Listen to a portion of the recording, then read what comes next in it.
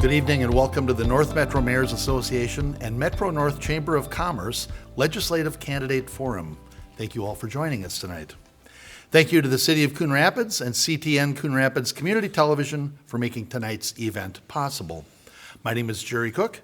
I'm the moderator for this evening's forum and the Mayor of Coon Rapids. I'm also a past president of the North Metro Mayors Association.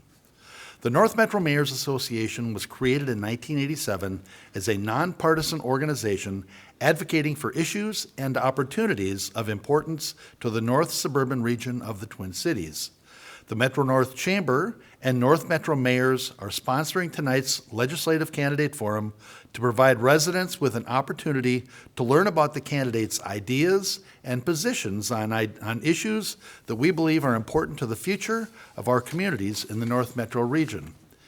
Before we go any further with this candidate forum, I would be remiss if we didn't acknowledge the fact that we should not even be here this evening.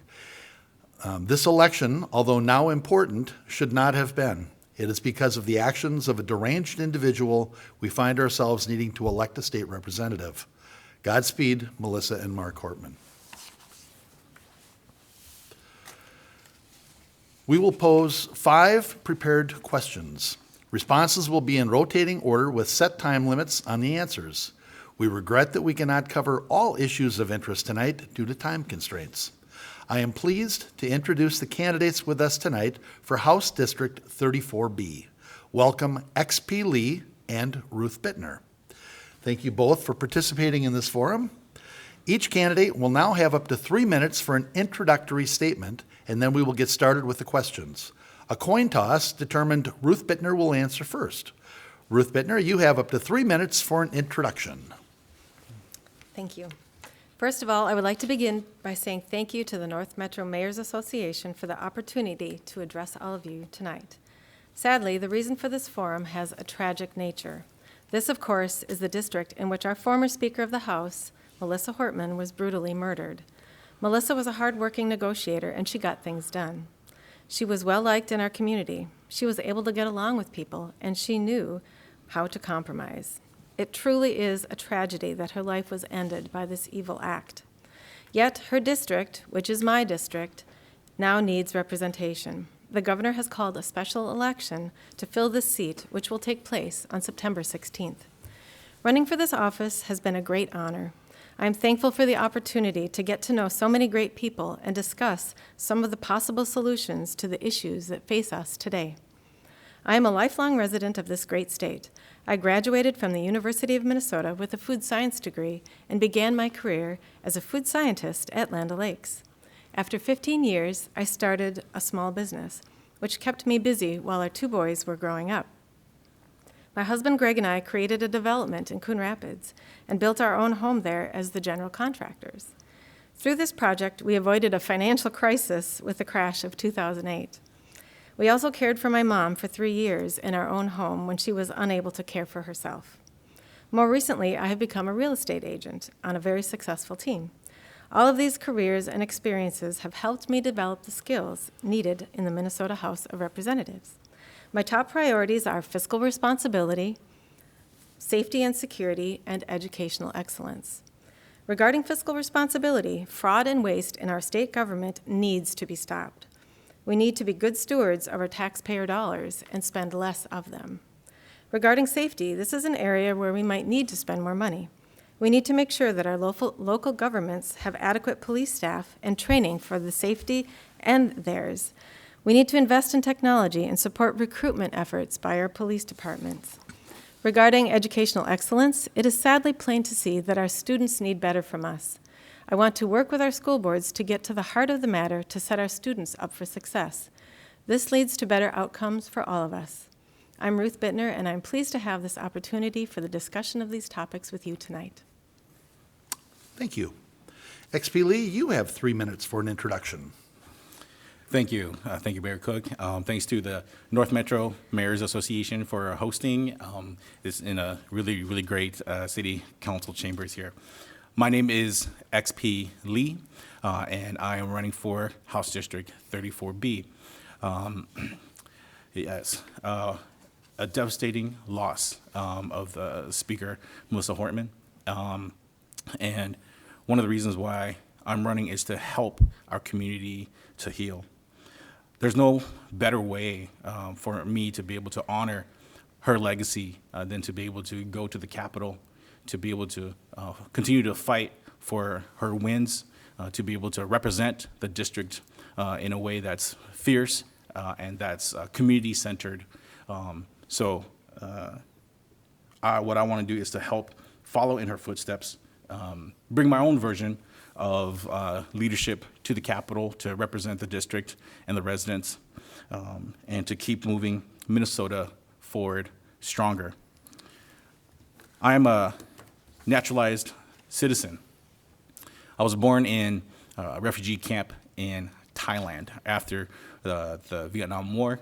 My parents fled communists in Laos, got married, and had me in the refugee camp in Nong Khai.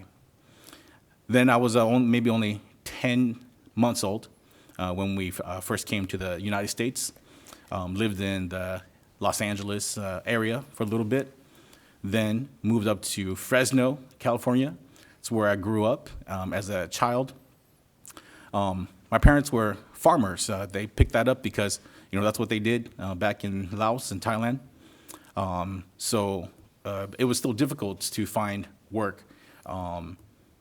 We had some relatives in South Carolina. They said, hey, come over here. There's a lot of manufacturing. So my parents moved us to South Carolina. I graduated from high school and college there.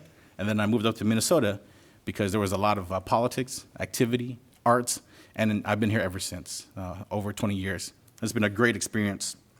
I'm very familiar with the needs of the Northwest Metro because I was a Brooklyn Park City Council member and Mayor Pro Tem for 2 years. So I've sat on some of these meetings.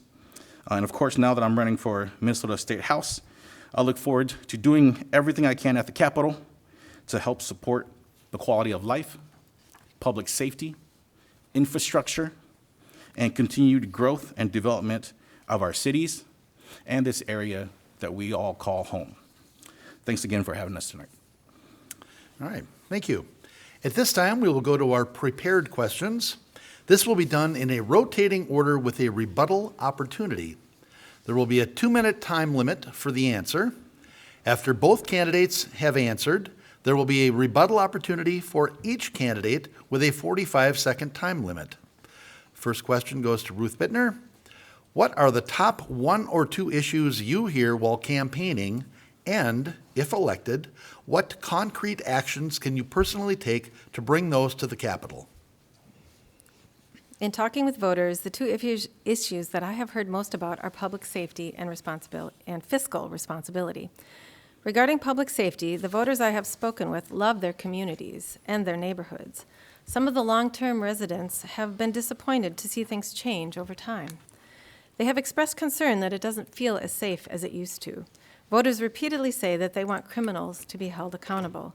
Residents have a great deal of respect for our local police departments, and they want to know that the police departments are fully staffed and ready to help them and keep them safe. Regarding fiscal responsibility, the voters that I have spoken with are outraged about the fraud that we have seen in this state. They cannot believe that their tax dollars have been wasted in such an irresponsible way. They are tired of the excessive spending in this state. They have not forgotten the $18 billion surplus in 2023 that was spent and the 40% increase in spending. The voters want tax relief. They wanted their tax dollars returned to them when there was a surplus. They would like to see fiscal responsibility and good stewardship of the money the taxpayers provide to this state. This is certainly not too much to ask. Thank you. I'll repeat each question. XP Lee, what are the top 1 or 2 issues you hear while campaigning? And, if elected, what concrete actions can you personally take to bring those to the Capitol? Thank you for the question. The top 2 issues that I hear most commonly, outdoor knocking and on our phone banking, are about educational excellence, helping our kids be able to achieve at school, and then also public safety. Given light, of course, our special election, but also recent events. Some folks are scared and have told our door knockers that, they even get a little jittery when folks knock on the door.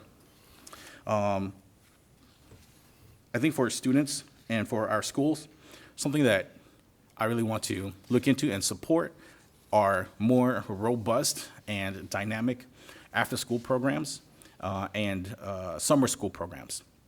I think the gaps between even classes, week to week, but also school year to school year, have effects on the success of our students, especially at younger grades, and especially for folks who maybe don't have the means to be able to afford summer programming. In terms of public safety, one thing I definitely want to support is looking into amending the preemption laws, allowing for local municipalities to be able to pass their own gun safety ordinances in which the folks feel comfortable. And in terms of collaboration, I'm definitely willing to meet with all stakeholders and parties, definitely the North Metro Mayors Association, other legislators, advocacy groups, organizations, in improving not just education and public safety, but healthcare, infrastructure, transportation, environmental, action across the board. Thank you. Thank you. And now there will be an opportunity for a 45-second rebuttal, starting with Ruth Bittner. I don't have too much to add other than to say that education is actually my other top priority, in that we need to do better for our students. And I believe that the one-size-fits-all policy or approach does not work well. And so that's why I feel like we need to be flexible in our approach to education, and we need to put students first to make sure that they're the ones succeeding. XP Lee, would you like to provide a 45-second rebuttal?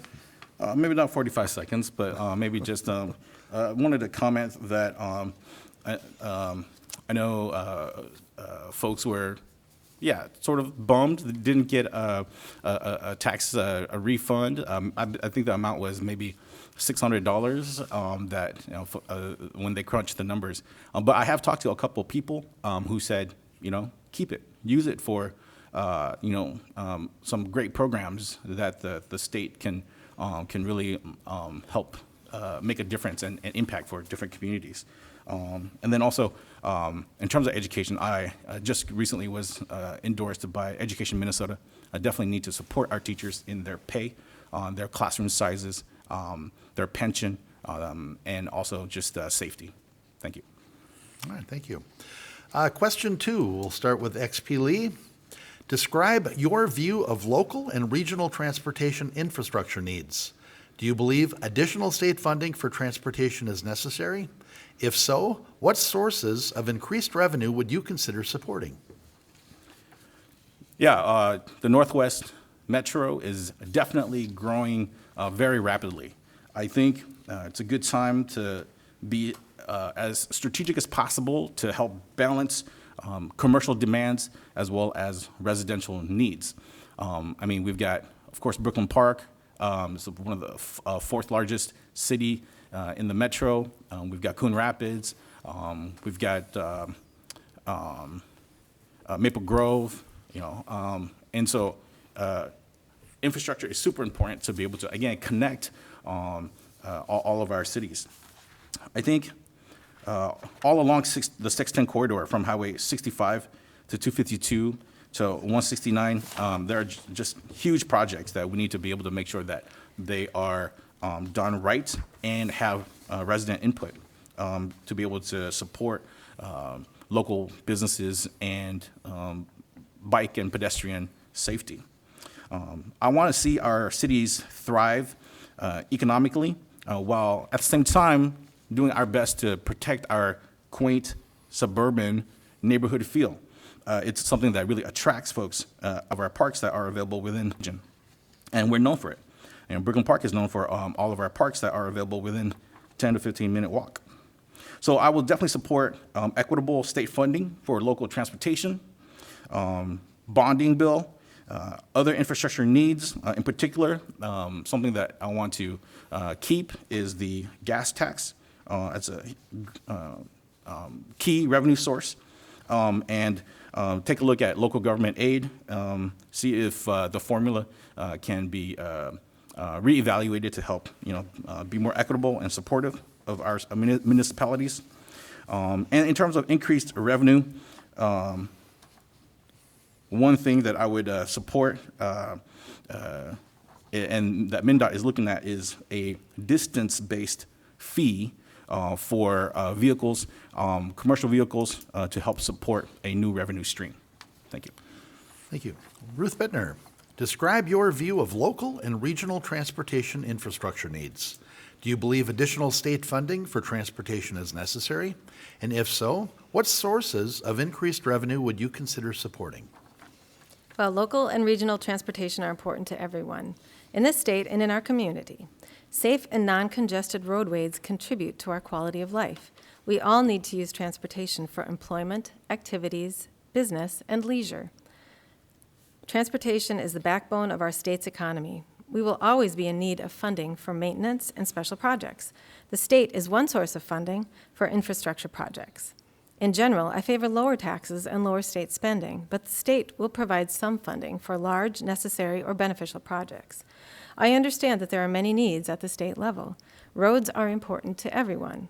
Transportation fuels commerce. Transportation is one area that will always need attention in this state. That is for sure. There are so many revenue streams for transportation projects. State transportation is largely funded through gas tax, vehicle registration fees, motor vehicle sales tax, and some sales tax revenue.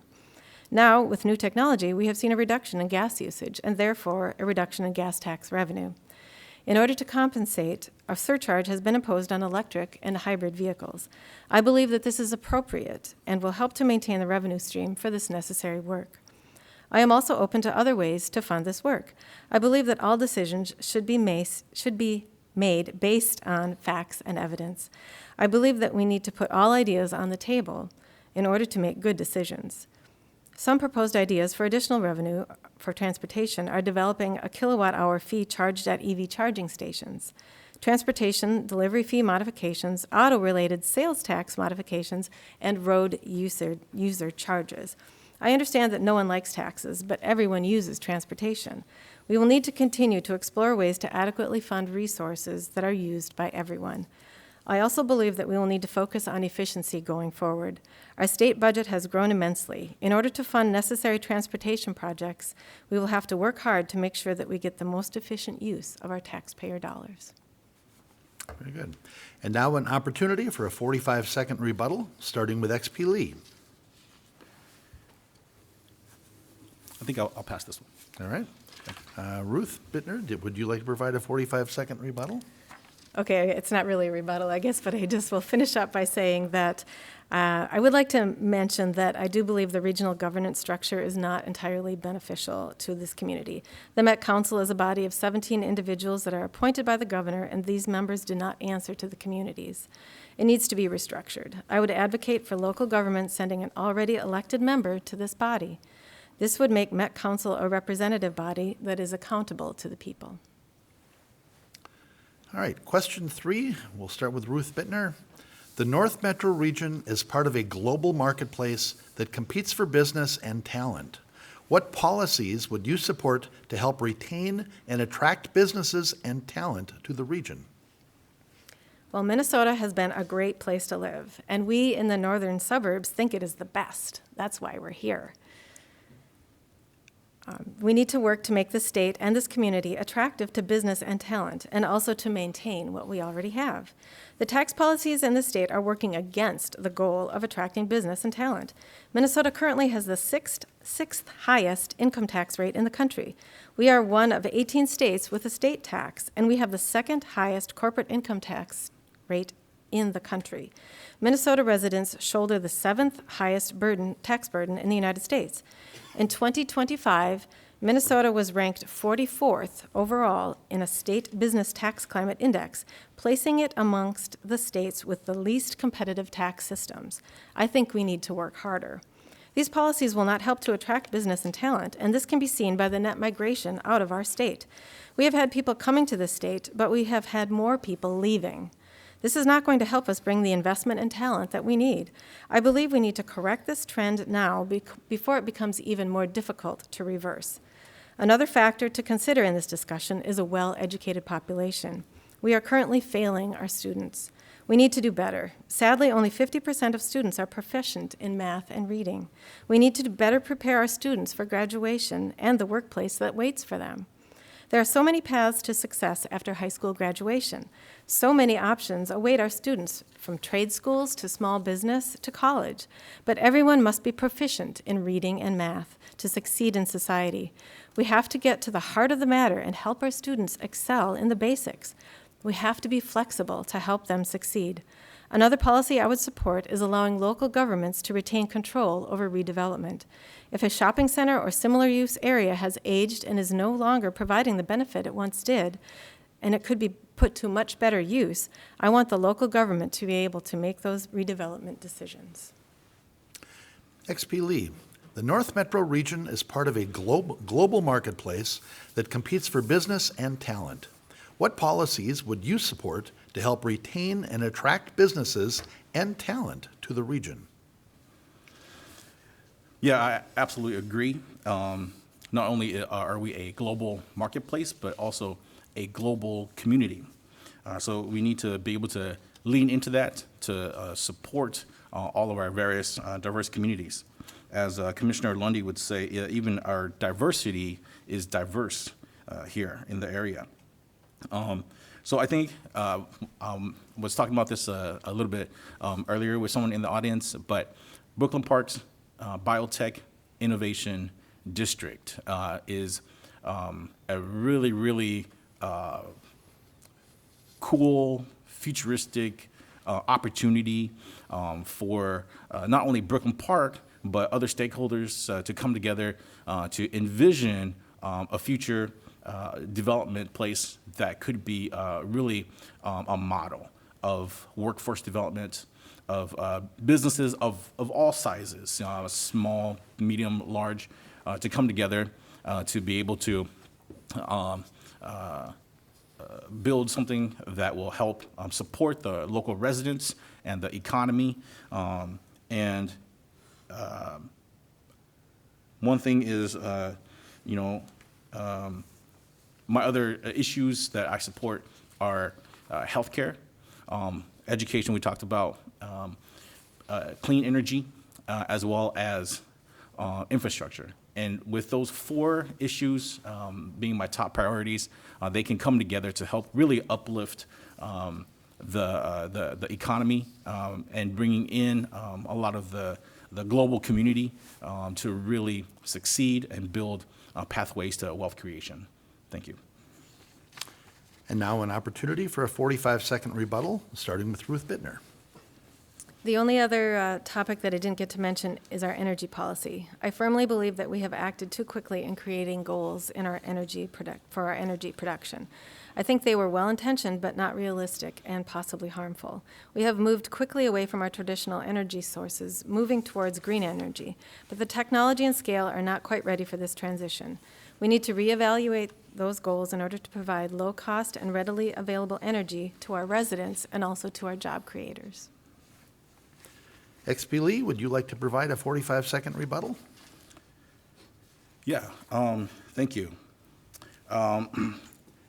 Yes, my opponent Ruth Bittner mentioned some high taxes that are paid, but we still continue to have a large amount of Fortune 500 companies here, and other companies that are innovative and that continue to succeed. I think those taxes go towards really great, opportunities and programs, for all Minnesotans. I do want to say I do agree with my opponent also in terms of students' education. Our youth are our future workforce. So the more we can invest in them, then the better outcomes we will have. And then also, I definitely want to look to celebrate our global marketplace and community, maybe a multinational square or something. Thank you. All right. Question 4, we'll start with XP Lee. Recent legislation, such as the Missing Middle Housing Bill, has been proposed at the Capitol to restrict city zoning authority on certain housing issues. What role do you feel city government should play in determining local housing decisions? First of all, local governments should not be restricted in their zoning authority. But at the same time, we have to ensure that all cities are helping to do their part in providing access to mixed income housing. We have a large housing crisis. We need like over 100,000 units to be built over the next few years. And this crisis affects not only the suburban parts of our area, but also the more rural areas. So it affects everyone. Denser housing also may mean something in terms of looking at our parking minimums or allowing taller or deeper parking ramps. This would also be beneficial in terms of our transit-oriented developments. Something that's a huge opportunity for Brooklyn Park in particular is along the proposed Blue Line extension. And that's something that can really help to mitigate environmental impact, but then also add additional housing. And that's true for any of the other big projects across the region. Thank you. Ruth Bittner, recent legislation such as the Missing Middle Housing Bill has been proposed at the Capitol to restrict city zoning authority on certain housing issues. What role do you feel city government should play in determining local housing decisions? Well, the missing middle, for audience members that might not be familiar with this, is a range of house-scale buildings with multiple units, like duplexes, triplexes, townhouses, and courtyard apartment-sized buildings, sized between single-family homes and larger high-rise apartment buildings. As a real estate agent and as a problem solver, I am all for finding unique solutions for unique situations. In this current housing climate we find ourselves in, locating affordable housing can be challenging. Sometimes multi-generational homes can be beneficial, while, for example, family members are saving up for a down payment for their own home, or perhaps they need to care for an aging family member in their own home. And I think the market will help to provide solutions. There are currently many multi-unit dwellings, from twin homes to townhomes to condominiums. All of these can help to build wealth and are generally lower cost for the homeowner. These might be stepping stones between a single-family home, if that is what if the homeowner chooses. Or maybe they prefer to have a lower maintenance home in which the association provides some care for the home and yard. There might be a real need for unique styles of homes to meet these needs. I am all for that. The most important thing to keep in mind in this discussion is the need for local control. City governments and local leaders know their communities best and answer to their community members. I do not support taking this control from the city governments. They need to maintain control over city zoning. Development and redevelopment should be left to them. Taking authority from elected officials is wrong. And regarding affordable housing, we should consider ways to make it less burdensome and less expensive for developers and builders to create homes in our cities. Overall, I reject the one-size-fits-all approach. Let the decisions be made at the lowest appropriate level. All right, and now an opportunity for a 45-second rebuttal, starting with XP Lee. I think something else that is an option, it's not necessarily part of the missing middle conversation in terms of fourplexes, threeplexes, and townhomes, but and I don't remember the actual term, but they're the ADUs or added domestic units on properties. I think if cities can look at some of their zoning policy and in some cases work with their HOAs, some of these are really viable solutions to affordable housing. And I'm glad to say that it helped to put that forward to our planning commission in Brooklyn Park, and that they have been looking at some of that information. It is ongoing, but it could be an option for us all. Ruth Bittner, would you like a 45-second rebuttal? Not really, except to underscore what we've already talked about here, just that I believe there's a lot of energy in the communities to help solve this housing problem with affordability And I think that is the place where we need to look. We need to look to the local experts and also to the city governments to help provide those solutions. All right. This question 5 is our last question this evening. Ruth Bittner, civility in politics is the focus of our next question. What concrete actions can you personally take and encourage your colleagues to take to promote civil discourse across party lines? Well, I believe that compromise, trust, and relationships are the key to getting things done. In my conversations with voters, I have learned that we often want the same things. We want a home, a safe neighborhood, and jobs to provide for our families. I believe that understanding that we often have common goals, but maybe different means to getting there, is key to working together. In the legislature, I believe common understanding and actively working against the extreme partisan division will go a long way in addressing these issues.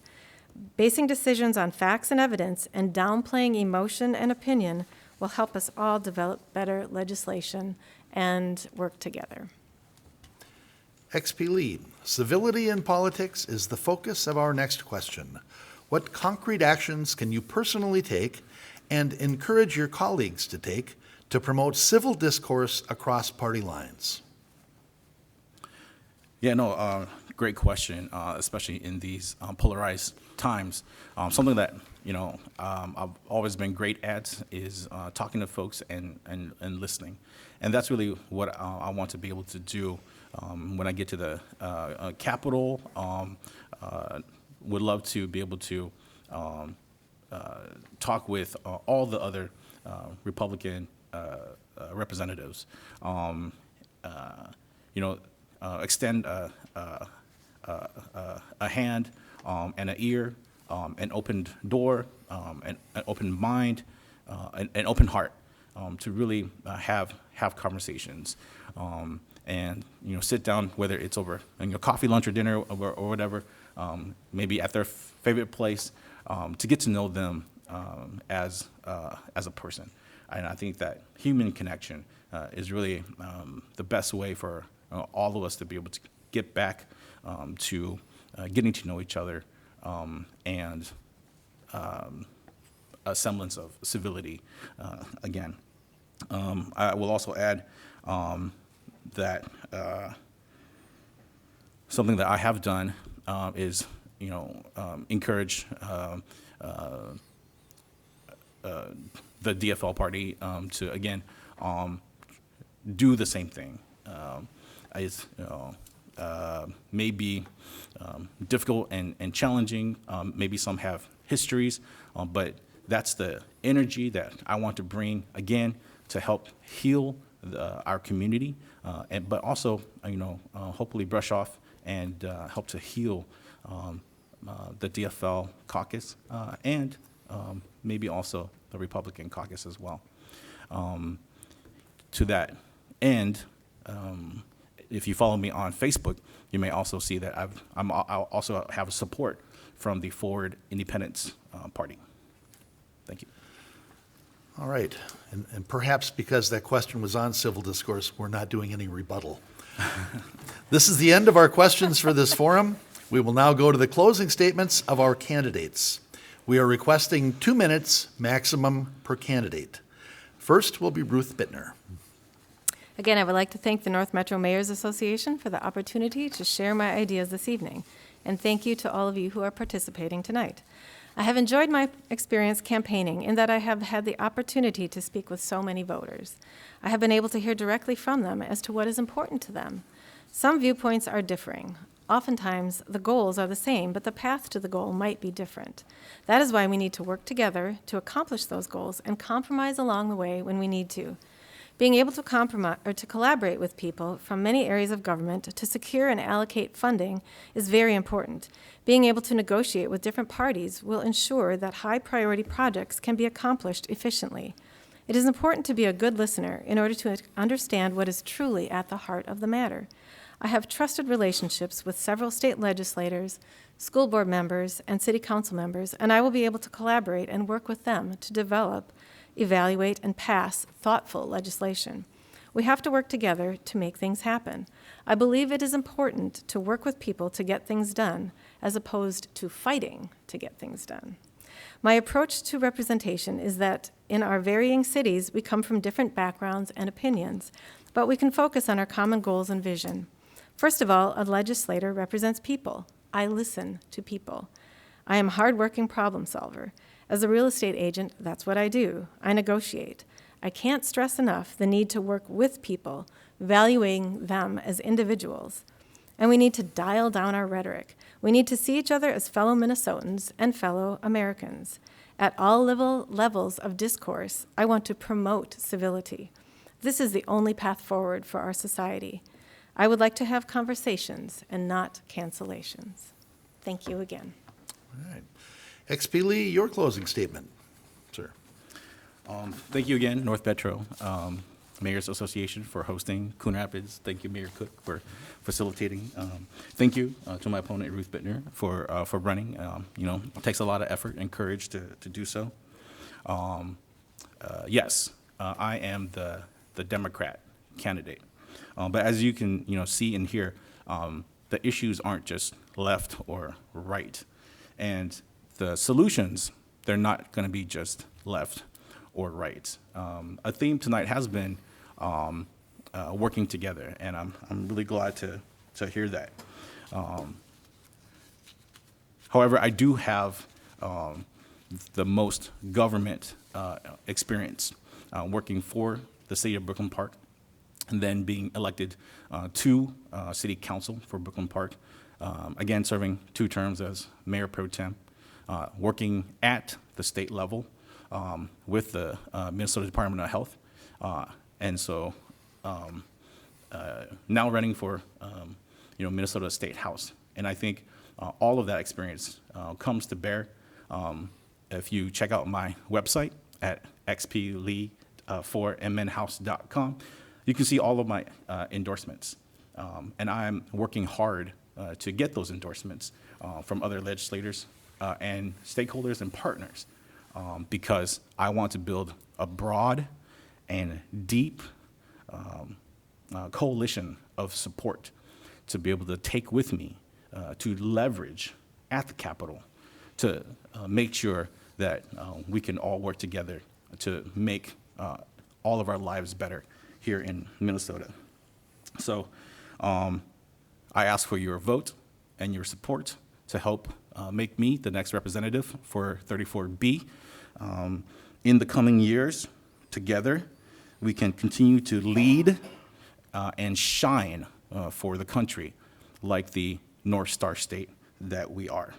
Thank you very much. All right. This brings us to the close of this forum.